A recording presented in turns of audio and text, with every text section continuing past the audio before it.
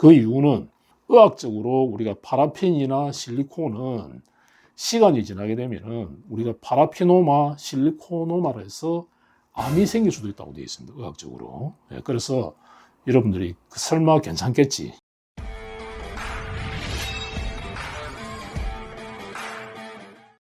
원장님 이번에 파라핀 하면 사실 공업용 부자재, 재료라고 생각이 되는데 이거를 얼굴에도 넣는다는 이야기를 들었습니다. 또 실제로 의료 현장에서 그런 일들이 이제 벌어지는지.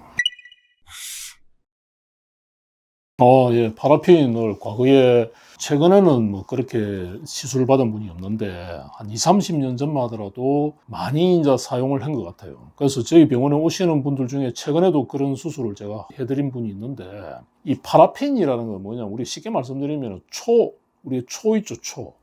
옛날에 우리 과거에 그 등불 대신 사용하던 초하고 비슷하다 보시면 됩니다. 그래서 초를 갖다가 녹인 상태, 그걸 우리가 파라핀이라고 보시면 되는데, 최근에 이제 수술하신 분 중에서도 보니까 관자놀이 쪽에 파라핀을 맞으셨고, 또 볼 쪽에도 이렇게 파라핀을 맞았던 그런 분이 계셨습니다. 그분이 한 3, 40년 전에 맞다 보니까 세월이 많이 지났죠. 많이 지나다 보니까 그 초음파를 딱 해보니까 초음파상에 스퀘어된 그런 조직, 우리가 일반적으로 실리콘이라든지 콜라겐이라든지 필러 이런 거는 우리가 스퀘어가 잘 안 나타나거든요. 초음파를 하면은.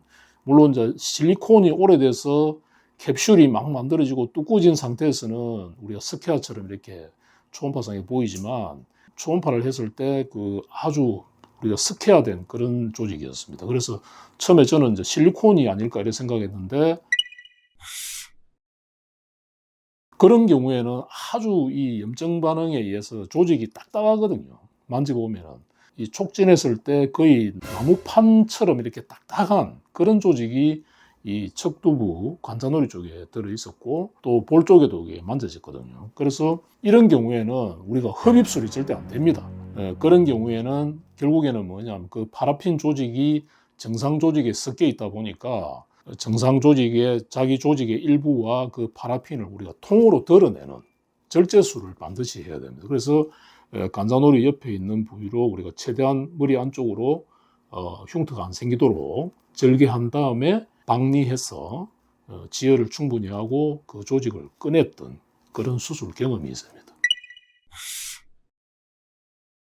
두 번째 케이스는 제가 몇 년 전에 한 케이스인데, 종아리 부위에 파라핀을 맞았던 분이 계십니다. 그래서 우리가 종아리에 이렇게 라인을 잡기 위해서 아마 파라핀을 맞으신 것 같은데, 그분 같은 경우에는 흡입술도 하고 여러 번 했지만 효과가 떨어지다 보니까 결국에는 그 흡입한 자리에서 염증이 또 생기게 되고, 그러다 보니까 나중에는 그 파라핀을 결국에는 조직의 일부를 절제해서 우리가 다 끄집어내는 그런 수술을 했던 경험이 있습니다. 그래서 파라핀을 아마 과거에 맞았던 분들이 계실 건데, 그런 분들한테 제가 꼭 당부드리고 싶은 것은 이물 반응이 생기기 전에 수술을 하셔야 된다. 만약에 파라핀 조직에 의해서 이물 반응이 생겼다, 그렇게 되면은 이게 수술하기도 굉장히 힘들고 또 수술 이후에 흉터라든지 상처가 굉장히 오래 가거든요. 그래서 혹시 이 방송을 보시는 분 중에 파라핀이나 실리콘이나 이런 것을 어떻게 보면 반영구적인 그런 물질을 주사를 맞았던 분들은 빨리 병원에 내원하셔서 검사를 해서 절제술을 통해서 제거하는 것이 가장 현명한 방법이다, 이렇게 말씀드립니다. 그 이유는 의학적으로 우리가 파라핀이나 실리콘은 시간이 지나게 되면은 우리가 파라피노마, 실리코노마로 해서 암이 생길 수도 있다고 되어 있습니다. 의학적으로. 그래서 여러분들이 설마 괜찮겠지 이렇게 생각하지 마시고, 지금이라도 괜찮을 때, 괜찮다는 것은 이물 반응이 없을 때 병원에 내원하셔서 초음파로 상태를 확인하시고 그거를 제거하는 그런 절제술을 꼭 받기를 제가 권해드립니다. 근데 궁금한 게요. 실제로 그런 시술을 받았던 분이 본인이 어떠한 그 이물질을 맞았는지 알고 계신가요? 내가 파라핀을 맞았다, 내가 실리콘을 맞았다. 어떤 분들은 이제 알고 계시고 어떤 분들은 이제 그냥 그 야매 주사를 맞았다. 뭐 옛날에 보따리 장사 뭐 아줌마한테 내가 주사를 맞았다. 병원에서 안 맞았다. 이렇게 해서 우리가 이제 추정하게 되고 대개는 이제 이렇게 우리가 촉진을 해본다든지 초음파를 딱 해보게 되면은 병원에서 맞았던 필러하고는 여러 가지 촉감이라든지 또 초음파성에 나타나는 그런 에코상의 변화가 또 차이가 나죠. 예.